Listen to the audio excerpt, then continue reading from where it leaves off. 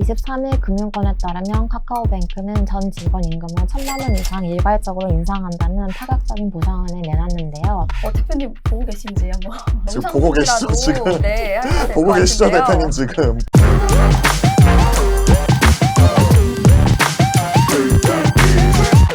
자, 안녕하세요. 이트렌드 구독자 여러분. 한 주간의 사회경제 뉴스를 짚어보고 투자 포인트까지 알아보는 시간, 이뉴스의 조현민입니다. 자, 오늘도 위키트리 김하민 기자님과 이트렌드 박창윤 이사님 자리하셨습니다. 안녕하세요.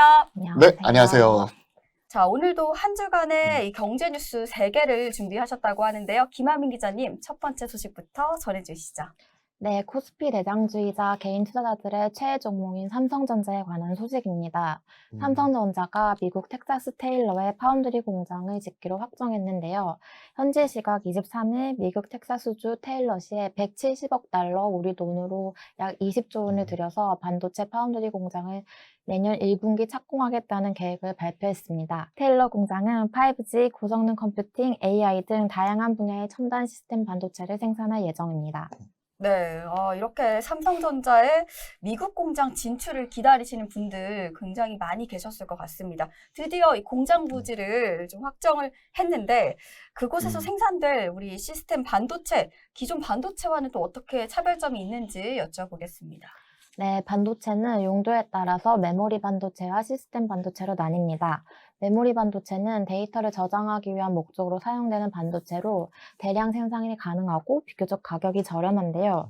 반면에 비메모리 반도체라고도 불리는 시스템 반도체는 각종 연산과 제어 등 정보 처리를 담당하는 반도체로 소량 생산으로 많은 이윤을 누릴 수 있습니다. 인공지능, 사물 인터넷, 자율주행차 등 4차 산업혁명 기술에 있어서 매우 중요한 역할을 합니다. 네, 그렇다면 전 세계 반도체 시장의 점유율은 또 어떻게 될까요? 네, 메모리 반도체가 20%, 시스템 반도체가 80%를 차지하고 있는데요. 우리나라가 반도체 산업이 강하다고 하는 이유는 삼성전자나 SK 하이닉스 같은 기업이 메모리 반도체 부분 시장 점유율이 높기 때문입니다.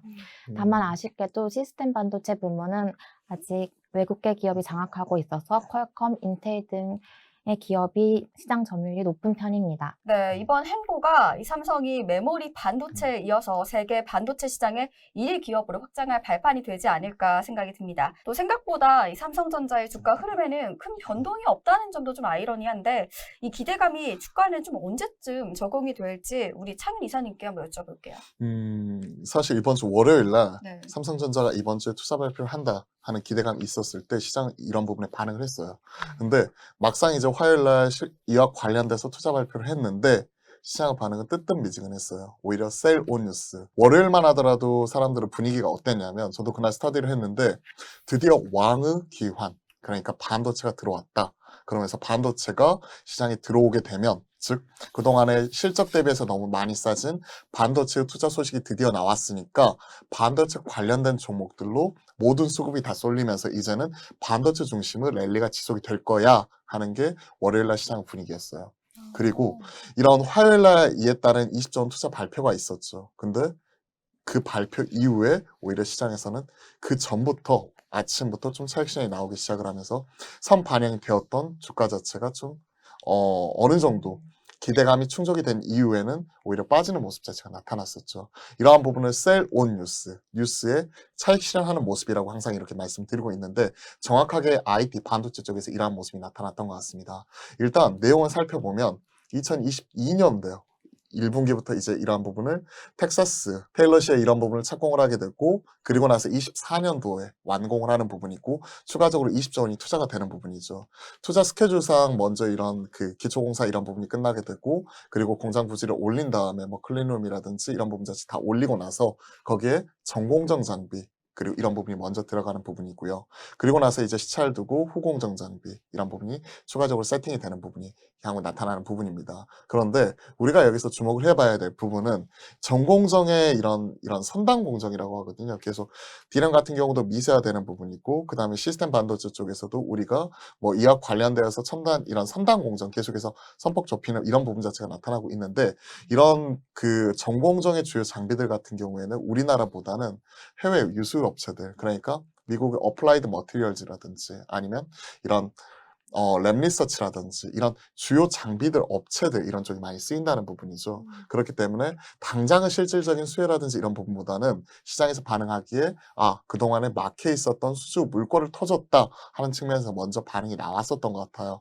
그리고 아쉽게도 지금 현 시점에서 지금 진행을 하고 있는 반도체 다운사이클 이런 부분이 물론 내년 3, 4분기에서 1, 2분기로 축소가 될 수 있지만 이제 꺾이기 시작하는 초기 국면이고 그리고 문제가 되는 이런 코로나19 이런 네. 부분은 지금 글로벌 확산세 속에서 셧다운 이런 부분이 강화가 되는 모습이 같이 포착이 되고 있기 때문에 당장은 드라마틱한 이런 개선이라든지 이런 부분이 나타나긴 어려울 것 같다. 즉 글로벌 공급망 둔화 문제라든지 네. 아니면 지금 얘기하고 있는 다운사이클 문제라든지 이런 부분에서 완전히 벗어나지 않은 상황에서 당장 이런 수주 소식이 우리나라에 당장 실적에 미치는 영향은 일정 부분 요한할 수 있다는 거죠. 근데 분명히 의미는 있어요. 막혀 있었던 수주 물꼬를 드디어 터줬다.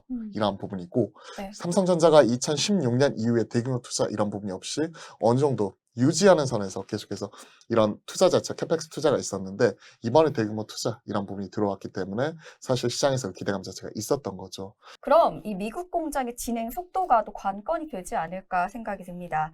이 앞으로의 미국 공장 일정 구체화된 게 있는지 한번 여쭤볼게요. 네, 내년 1분기에 착공해 2024년 하반기에 반도체 양산을 목표로 하고 있는데요. 네. 테일러 공장이 2030년 TSMC를 따라잡겠다는 삼성의 시스템 반도체 비전 2030을 달성할 핵심 생산기지 역할을 할 것으로 기대가 되고 있습니다. 그러면 이 국내 반도체 관련주로는 또 어떤 종목들을 저희가 체크해보면 좋을지 창희 기사님 알려주시죠. 일단 반도체 관련해가지고 시스템 반도체 그리고 메모리 반도체 이쪽이 공통적으로 들어가는 것 그리고 삼성전자가 투자를 하게 되면 꼭 실과 반일처럼 따라가는 쪽이 바로 원익그룹이에요. 원익 IPS 이걸 1번으로 봐야 돼요. 이쪽이 반도체 공정 중에서 특히 증착 공정 4대 증착 업체가 있는데 원익 IPS, 테스 그리고 유진테크, 주성 엔지니어링까지 이 4개 업체가 꼽히는데 그중에서 앞서 삼성은 투자가 나오면 가장 베타가 큰 원익 IPS 이런 쪽을 주목을 해봐야 될 것 같고요. 그리고 이런 전공정 장비 업체들 이런 다수 기업들이 있는데 이번 주에 유독 주성 엔지니어링 이쪽의 시장 관심도가 상당히 높아지고 있는 게 상당히 특징적인 부분입니다. 연구 개발비에 많이 쓰이는데 다만 주성 엔지니어링의 전방 시장이 삼성전자보다는 오히려 SK하이닉스 그리고 태양광 이런 쪽에 좀 편중이 되는 부분이 없잖아 있어서 소외받고 있는데 이번 주에 좀 눈에 띄게 올라오는 부분이 상당히 눈에 띄었어요. 네. 이런 부분을 좀 주목을 해보고 싶고 그리고 후공정 장비 업체들 그러니까 오사트 업체라고 표현을 해요. 이런 쪽으로 넘어가게 되면 시장에서 계속 얘기하고 있는 테크인 같은 경우 최근에 실적이 깨지면서 안 좋은 흐름 자체가 계속 나타나고 있는데 이런 친구들도 분명히 한 방에 있는 기업이기 때문에 이런 부분 주목을 하겠습니다. 그리고 파운드리 쪽에서는 앞서 말씀드렸던 DBI테, 테스나, 네페스 이런 종목을 꼽을 수가 있고요. 이런 쪽이 이제 부품단, 소재단 이런 부분으로 들어가게 되면 앞서 원익 말씀드렸잖아요. 네. 이쪽에 들어가게 되는 원익 QNC 이런 종목들도 미국 쪽 투자가 나오게 되면 또 크게 수혜를 받을 수 있는 이런 부품단, 소재단 이런 부분을 같이 보면 될 것 같아요. 자, 이 뉴스 이어서 두 번째 소식 알아보도록 하겠습니다. 어떤 내용인가요? 네, 셀트리온이 개발한 코로나 치료제 레키로나가 페루에 진출했다는 소식입니다. 셀트리온은 지난 16일 페루 의약품관리국이 레키로나에 대해 조건부 사용 허가를 했다고 22일 밝혔습니다. 이로써 레키로나 사용 국가는 우리나라, 유럽, 브라질, 인도네시아에 이어 페루까지 확장되게 되었는데요. 바이오 업계에서는 셀트리온의 해외 시장 진출이 가속화될 것으로 전망하고 있습니다. 네, 바이오 업계에서는 모처럼의 반가운 소식이 아닌가 생각이 듭니다. 이 코로나 치료제 레키로나 관련해서 좀 더 설명 좀 해주시죠. 네, 셀트리온에 따르면 레키로나는 한국, 미국, 스페인, 루마니아 등 전 세계 13개국 1,315명의 환자를 대상으로 한 임상실험 결과 안정성과 유효성을 확보했다고 하는데요. 고위험군 환자군에서 중증 환자 발생률이 약 72% 감소했다고 합니다. 앞서 레키로나는 인도네시아와 브라질에서 긴급 사용 승인을 얻었고 유럽과 국내에서도 정식 품목 허가를 획득했습니다. 18일 기준으로 전국 130개 병원에서 2만 명에 넘는 환자들의 치료에 사용되고 있는 것으로 나타났습니다. 네, 이 레키로나의 유럽 승인으로 매출 증대에 대한 기대감도 있지만 사실 얼마 전 저희가 알려드렸던 이 마크와도 화이자 등 글로벌 기업의 경구용 치료제 개발 소식도 있었습니다. 레키로나는 주사 형태이기 음. 때문에 사실상 의사 등 이 전문 의료진이 필요하잖아요. 경구용 치료제는 알약 형태라서 쉽게 복용이 가능해서 아무래도 먹는 치료제가 좀 시장 점유율이 좋지 않을까 이렇게 보이는데 실제로 이 시장 분위기는 또 어떨까요? 시장에서 나타나는 분위기 자체는 썩 좋은 편은 아니었어요. 음. 사실 머크가 처음에 이런 경구용 코로나 치료제 관련해서 미국 쪽에서 이런 부분을 서두르게 긴급 사용 승인 이런 부분을 내는 부분 이런 부분이 같이 포착이 되니까 당시에 우리나라에서 개발을 하고 있었던 치료제 관련된 기업들, 백신 관련된 기업들을 투심이 와르르 무너지면서 오히려 하락하는 모습 자체도 나타났었고 셀트리온도 예외는 아니었었죠. 그 반격의 실마리를 찾았던 게 레키노나 관련해가지고 EMA 쪽, 유럽 EMA에서 이런 부분은 정식 승인받은 부분, 이런 부분이 나타났었고, 이에 따른 해외 수출이라든지 이런 부분이 나타날 수 있는 부분 자체는 긍정적인 부분입니다. 그러니까 여러 다수 치료제 이런 부분을 개발하고 있지만, 현 시점에서 국내에서 치료제는 결국 셀트리온, 항체 치료제인 레키노나주 관련돼서 이 부분 유일하게 하나예요. 그러니까 국가 대표적인 성격을 갖고 있는데, 역할을 해줘야 되는데 지금은 뭐랄까요. 경구용 코로나 치료제의 좀 그 설자리를 약간은 잃어버린 듯한 그런 느낌이 시장에서는 지금 계속 나타나고 있습니다. 당시에 머크 관련주, 뭐 HK 이노액 뭐 이런 종목들이 올라가기도 했었고, 또 화이자 관련주 뭐 다수 종목들이 시장에서 최근에 반응이 나오면서 오히려 셀트리온 같은 경우에는 시장에서 관심도가 상당히 멀어졌었거든요. 그러면서 이제 레키노나주 관련해서 유럽에서 이번에 정식 사용 승인을 딱 받으니까 이에 따라서 시장 반응이 한 2-3일 정도는 나왔어요. 근데 올라갔던 것이 무색하게 다시 한번 그런 부분이 떨어지는 모습 자체가 다시 나타났다는 게 특징입니다. 특히나 지금 캐캐묵인 이슈인 이런 회계 관련된 이슈, 그러니까 분식 회계 관련 논란 관련해가지고 금감원에서 이 정밀 회계 감리 들어갔다는 부분과 함께 시장에서 한 번 더 시장은 충격을 주었었죠. 네, 또 위드 코로나 이후에 우려했던 대로 국내에서도 확진자 규모가 4천 명이 넘어서면서 그렇죠. 전국 각지에서 병상 부족 사태가 현실화되고 있습니다. 국내에도 레키로나 공급이 더 확대되면 좋을 텐데요. 어떻게 맞아요. 보실까요? 네, 근데 중수본에서 최근 발표가 있었는데요. 생활치료센터와 요양병원의 환자들에게까지 레키로나 공급 대상을 늘리기로 했습니다. 자, 이번에는 세 번째 소식입니다. 어떤 내용일까요? 카카오뱅크 전 직원 연봉 1,000만 원 인상안에 대한 소식입니다. 23일 금융권에 따르면 카카오뱅크는 전 직원 임금을 1,000만 원 이상 일괄적으로 인상한다는 파격적인 보상안을 내놨는데요. 또 이와 별도로 연봉의 30%와 20%를 각각 스톡 옵션과 성과급으로 지급하기로 했다는 내용도 담겼습니다. 네, 전 직원 1,000만 원 인상이라고 하니까 음. 정말 이렇게 부럽지 않을 수가 없습니다. 대표님 보고 계신지 한번 지금 영상 보고 계시죠, 편지라도 지금? 네, 하셔야 될 보고 것 계시죠, 같은데요. 대표님 지금 빨리. 네, 이 카카오뱅크가 이런 파격적인 조치를 행한 이유가 뭘까요? 카카오뱅크는 올해 기업 공개를 통해 코스피에 상장하는 등 뚜렷한 음. 성장세를 보이고 있는데요. 이러한 괄목할 만한 성장에 대한 성과를 직원들과 함께 나누기 위한 것으로 파악됩니다. 아니, 올해 실적이 얼마나 좋았길래 그런 거죠?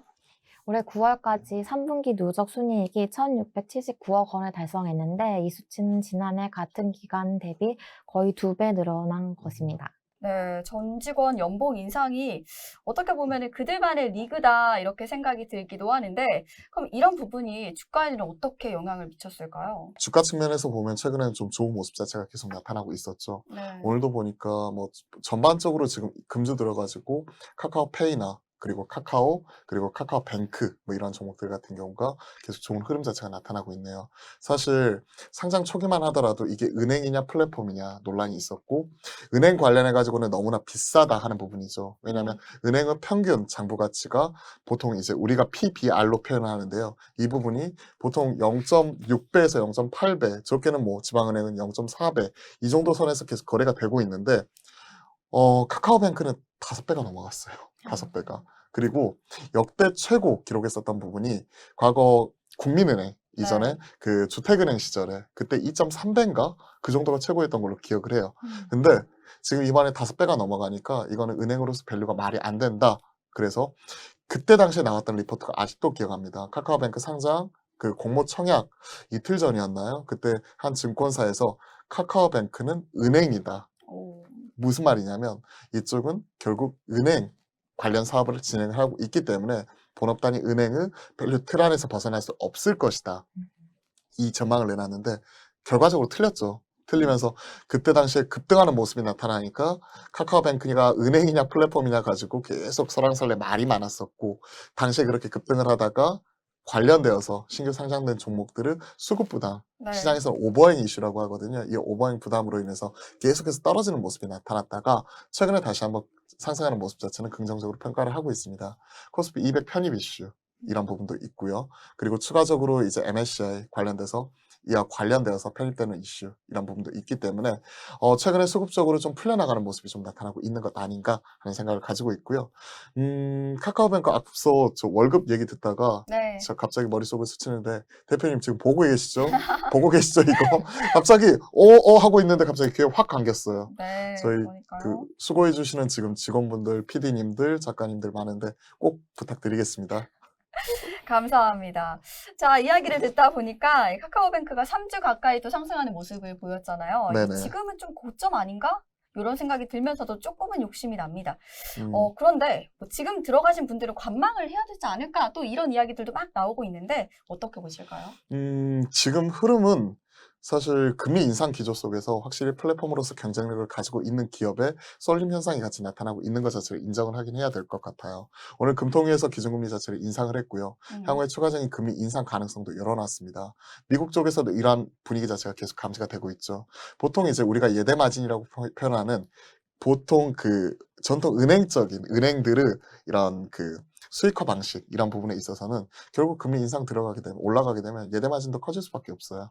그러면 그에 따른 스프레드 벌어진 부분 자체가 이익으로서 들어가는 부분이고 먼저 플랫폼으로서 깃발 꽂아놓고 선점한 부분 이런 부분에 있어서는 카카오뱅크가 유리하다고 생각을 하고 있습니다. 그리고 추가적으로 이런 관련된 상품들 있잖아요. 네. 그러니까 그 비이자 수익을 얻을 수 있는 뭐 보험과 연계한다든지 아니면 증권과 연계한다든지 하는 이러한 부분도 카카오페이 쪽에서 진행을 하고 있는데 카카오페이와 이런 부분은 시너지 이런 부분도 기대해 볼 수가 있을 것 같고요. 추가적으로 지금 나타나고 있는 플랫폼으로서의 가치 이런 기존의 은행들이 쉽사리 제1은행권에서 하지 못한 이런 중위험 중수익 관련되어 있는 이런 새로운 시장 창출이라든지 네. 그 서민들을 위한 소액 대출 뭐 이런 부분 관련돼서 카카오만 할 수 있는 이런 그 관련 비즈니스가 있기 때문에 그런 부분을 좀 기대를 해보도록 하겠습니다. 카카오뱅크 좋아합니다. 카카오뱅크는 그냥 조금씩 모아가면서 긴 흐름에서 긴 관점에서 긴 호흡으로 지켜봐 주셨으면 좋겠습니다. 저는 빠질 때마다 모아 가져간 점에서 좋은 의견 말씀드려 보겠습니다. 네, 이렇게 카카오뱅크 소식까지 전달받아 봤습니다. 자, 이번에는 다음 주에 저희가 관심 가져보면 좋을 일정들 한번 정리해 보도록 하겠습니다. 알려주시죠. 네, 29일 월요일부터 서울시가 서울시 마포구 상암 지역에서 국내 최초로 유상 자율주행차 시범 운행을 시작합니다. 30일 화요일에는 광주에서 대한민국 e스포츠 포럼이 개최될 예정이고요. 12월 2일 목요일에는 NC소프트의 리니지 2M이 글로벌 29개국에 출시되게 됩니다. 네, 이렇게 다음 주 일정까지 저희가 정리를 해봤습니다. 이 일정 중에 저희가 좀 기억하면 좋을 만한 내용들이 있을까요? 지금 시장에서 자율주행 관련되어서 다시 한번 시장 관심도가 뜨거워지고 있거든요. 네. 왜냐하면 25년도에 애플카 출시 관련된 일정이 얘기가 나오면서 국내에서 애플카 관련된 종목들이 시장에서 뜨겁게 반응을 하기도 했었잖아요. 물론 이러한 부분이 시장을 추가적으로 끌고 올라가진 않지만 한번 불을 지폈던 만큼 그에 따라서 추가적으로 또 타오를 수 있을지 관심 있게 지켜봐야 될 것 같은데 네. 월요일부터 국내 최초로 유상 자율주행차 시범 운행 시작을 한다고 하니까 이 부분 같은 경우는 전 주목을 해보고 싶어요. 자율주행 관련된 종목들 월요일날 한번 이런 부분을 좀 체크를 해보자. 일단 LG 이노텍이 애플카 관련해서 먼저 반응을 하면서 그때 당시에 뭐 모바일 어플라이언스든 그리고 그와 관련된 워낙 모트렉스는 많은 종목들이 있잖아요. 열거하기도 힘들 정도로 그러한 종목들이 월요일날 어떻게 움직이는지 그런 부분 같이 보도록 하겠고요. 좀 반가운 소식이 있는데 30일에 대한민국 e스포츠 포럼 이 부분이 있네요. 이 부분 같은 경우가 개인적으로도 얼마 전에 지스타에서 네. 위메이드라든지 여타 그 게임사들이 지금 추구하고 있는 메타버스라든지 이런 P2E 관련된 사업 비전에 대해서 좀 접할 수가 있었는데 추가적으로 이와 관련된 혹시 소식이 나올 수 있지 않을까 이런 부분 보고 싶고 최근에 뭐 메타버스든 NFT든 그리고 e스포츠 관련돼서 응원하도록 하겠습니다. 네, 이렇게 이 뉴스 저희가 준비한 소식은 여기까지입니다. 저희는 오늘 여기서 인사드리고 다음 주에 다시 찾아오도록 하겠습니다. 고맙습니다. 감사합니다. 감사합니다.